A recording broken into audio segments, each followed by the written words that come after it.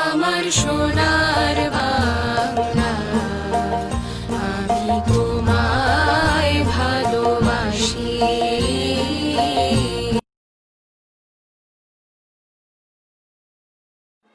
আসসালামু আলাইকুম মাই dear learners.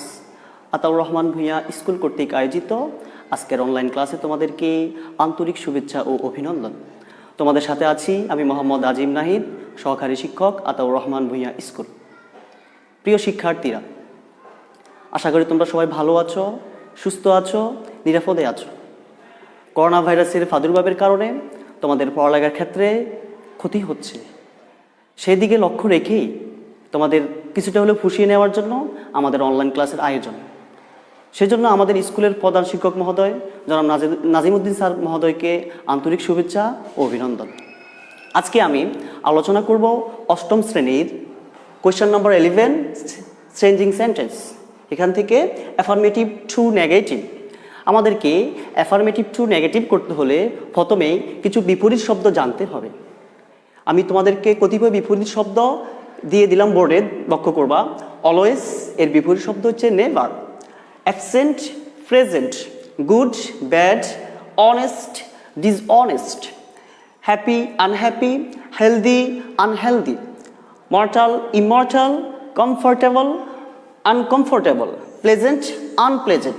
এভাবে আরও অনেক বিপরীত শব্দ আছে, তোমরা লক্ষ্য রাখবা প্রিয় ছাত্রছাত্রীবৃন্দ। যদি কোনো সেন্টেন্সে অ্যাফার্মেটিভ থেকে নেগেটিভ করতে হয়, আমাদেরকে কোনো অক্সিলারি ভার্ব থাকে, আমাদেরকে উক্ত অক্সিলারি ভার্বের সাথে নট যোগ করতে হবে। সেন্টেন্সে কোনো অক্সিলারি ভার্ব থাকলে অক্সিলারি ভার্ব, যে কোনো অক্সিলারি ভার্ব আমাদেরকে উক্ত অক্সিলারি ভার্বের সাথে নট যোগ করতে হবে। তারপরে আমাদেরকে উক্ত সেন্টেন্সে কোনো অ্যাফার্মেটিভ শব্দ থাকলে ওই অ্যাফার্মেটিভ শব্দের অ্যান্টোনিম বসাতে হবে। যেমন তোমরা বোর্ডে দেখতে পারছো, ম্যান ইজ মর্টাল।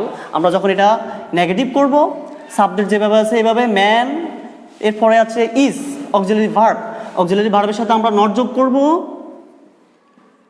এরপরে যে মর্টাল, এই মর্টাল শব্দটার বিপরীত শব্দ আমরা বসাবো। আমরা জানি মর্টালের বিপরীত হচ্ছে ইমর্টাল।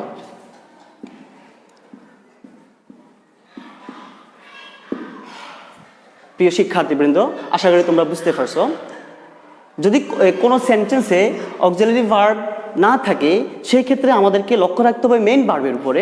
মেইন ভার্ব কোন টেন্সে আছে, টেন্স অনুযায়ী আমাদেরকে ডু নট অথবা ডাজ নট অথবা ডিড নট দিয়ে নেগেটিভ করতে হবে। আর মেন যে শব্দটা থাকবে অ্যাফার্মেটিভ শব্দটির বিপরীত শব্দ বসাতে হবে। 2 নম্বর রুলস, অ্যাফার্মেটিভ সেন্টেন্সে যদি অনলি অথবা অ্যালোন থাকে, আমাদেরকে নেগেটিভ করতে হলে 3 ভাবে করতে পারি আমরা। যদি অনলি বা অ্যালোন দ্বারা ব্যক্তি বোঝায়, তাহলে আমরা ব্যবহার করব নান বাট। আর যদি বস্তু বোঝায়, তাহলে আমরা ব্যবহার করব নাথিং বাট নেগেটিভ করতে হলে। আর ব্যক্তি বস্তু না বুঝিয়ে যদি কোনো বয়স অথবা সংখ্যা বোঝায়, সেক্ষেত্রে আমরা ব্যবহার করব নট মোর দেন অথবা নট লেস দেন। সেক্ষেত্রে তোমরা বোর্ডে লক্ষ্য করতে পারো প্রিয় ছাত্রছাত্রীবৃন্দ, বোর্ডে একটা শব্দ আছে, সেন্টেন্স আছে, অনলি আল্লাহ ক্যান হেল্প আস। আমরা যখন এই সেন্টেন্সটিকে নেগেটিভ করব, অনলি বাক্যে অনলি আছে, তোমরা লক্ষ্য করো অনলি দ্বারা কাকে বোঝায়? অনলি আল্লাহ ক্যান হেল্প আস। আজ আমাদেরকে, শুধু আল্লাহ আমাদেরকে সাহায্য করতে পারে। তাহলে এখানে অনলি দ্বারা কাকে বোঝাচ্ছে? ব্যক্তি, আজ আমাদেরকে। তাহলে সেই ক্ষেত্রে আমরা ব্যবহার করব none but Allah can help us.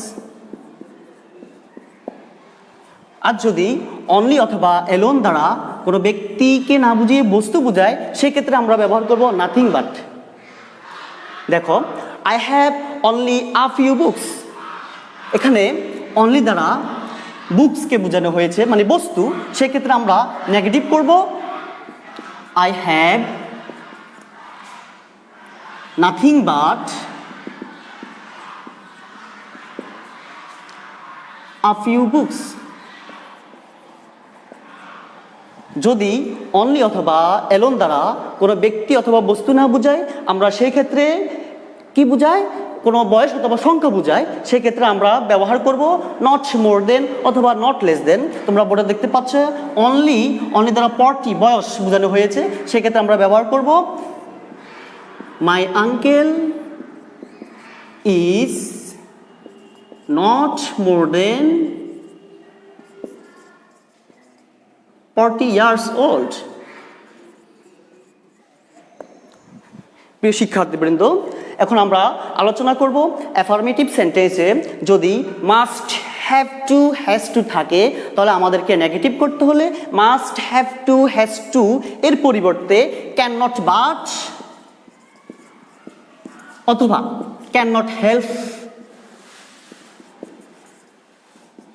Negative করতে পারবো।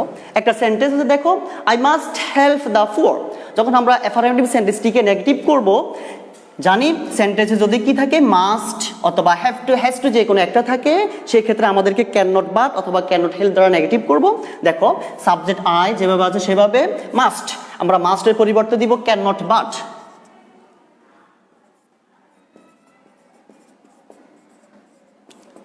বাকি অংশ যেভাবে আছে সেভাবে বসে যাবে I can not but help the poor. যদি আমরা ক্যান নট হেল্প দিয়ে নেগেটিভ করি সেই ক্ষেত্রে আমাদেরকে সাবজেক্টের পরে ক্যান নট হেল্প বসাতে হবে আর মেন ভার্বের পরে ভার্ব প্লাস আইএনজি যোগ করতে হবে, অর্থাৎ I can not helping the poor. আশা করি তোমরা বুঝতে পারছো।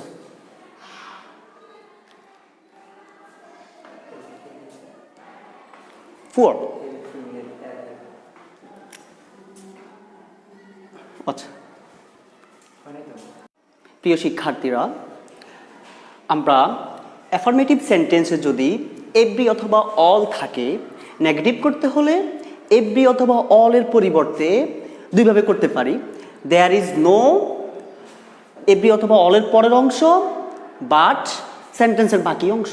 আমরা আরেক রকম করতে পারি, বাক্যের প্রথমে নো বসাবো প্লাস এভরি বসাবো প্লাস বাকি অংশ, এরপরে যে প্রধান শব্দটি আছে তার বিপরীত শব্দ বসাবো প্লাস বাকি অংশ সেন্টেন্সের।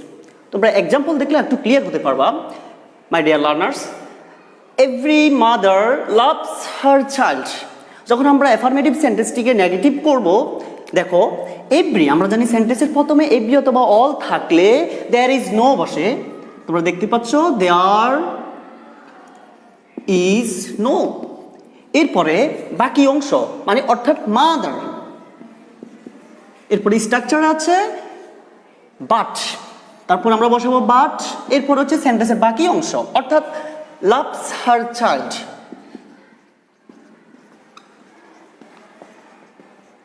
তাহলে every mother loves her child এটা নেগেটিভ করলে বাক্যের প্রথমে দেয়ার ইজ নো বসাবো, পরে মাদার, এরপরে আমাদের স্ট্রাকচার অনুযায়ী বাট, এরপর সেন্টেন্সের বাকি অংশ। আমরা আরেকভাবে করতে পারি, everybody wants a good friend. আমরা যদি দ্বিতীয় রুলস অনুযায়ী আমরা বাক্যের প্রথমে ইচ্ছে করলে নো বসাতে পারি, নো, এরপরে এভরির পরিবর্তে নো বসালাম, বডি যেভাবে আছে সেভাবে বসে যাবে নো বডি, এরপর আমাদেরকে নো বডি এর পরের অংশ নো বডি ওয়ান্টস, তারপর আমাদেরকে প্রধান যে শব্দটি তার বিপরীত শব্দ অর্থাৎ গুড, গুডের বিপরীত হচ্ছে আমরা জানি bad, nobody wants a bad friend. My dear learners, affirmative সেন্টেন্সে যদি অ্যাজ সুন অ্যাজ থাকে নেগেটিভ করতে হলে আমাদেরকে no sooner had plus subject plus B3 plus সেন্টেন্সের বাকি অংশ, তারপর আমরা দেন বসাবো, তারপরে আবার সেন্টেন্সের বাকি অংশ পরবর্তী ক্লোজ। এক্সাম্পলে দেখলে তোমরা একটু ক্লিয়ার হতে পারবা। As soon as he reached the airport, the plane took off. যখন আমরা এই অ্যাফার্মেটিভ সেন্টেন্সটিকে নেগেটিভ করব, দেখবা as soon as এর পরিবর্তে আমরা জানি কি বসাবো no sooner had, এরপর আমরা বসাবো সাবজেক্ট প্লাস B3, সাবজেক্ট হি আছে হি, এরপরে বসাবো reached, সেন্টেন্সের বাকি অংশ the airport। তারপরে অ্যাফার্মেটিভ সেন্টেন্সে যে কমাটা থাকবে সেই কমার জায়গায় আমরা বসাবো দেন, এরপরে আমরা বসাবো স্ট্রাকচার অনুযায়ী সেন্টেন্সের বাকি অংশ the plane took off. My dear learners, আশা করি তোমরা বুঝতে পারছো। অ্যাফার্মেটিভ সেন্টেন্সে আমরা পরবর্তী রুলসে অ্যাফার্মেটিভ সেন্টেন্সে যদি অলওয়েজ থাকে নেগেটিভ করতে হলে নেভার বসাতে হবে। এরপরে দেখো হি ওয়াজ অলওয়েজ পাংচুয়াল, আমরা এই শব্দটি কিভাবে নেগেটিভ করব? সেন্টেন্সে মেইন ভার্ব এখন ওয়াজ, আমরা সাবজেক্ট বসাবো হি, আমরা জানি ওয়াজের সাথে আমরা ব্যবহার করতে হবে not, he was not. Always, অলওয়েজের পরিবর্তে ব্যবহার করব নেভার। তারপরে যে প্রধান শব্দটি তার বিপরীত শব্দ পাংচুয়াল, আমরা জানি পাংচুয়ালের বিপরীত হচ্ছে লেট। তাহলে কি হয়?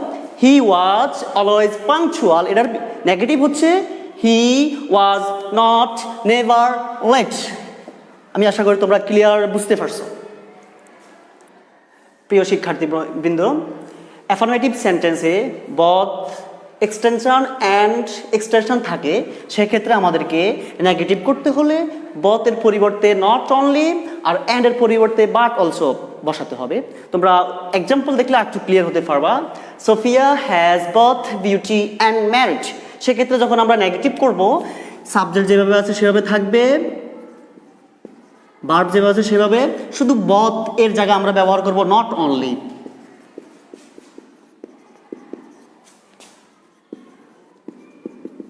আর অ্যান্ড এর জায়গায় আমরা ব্যবহার করব বাট অলসো।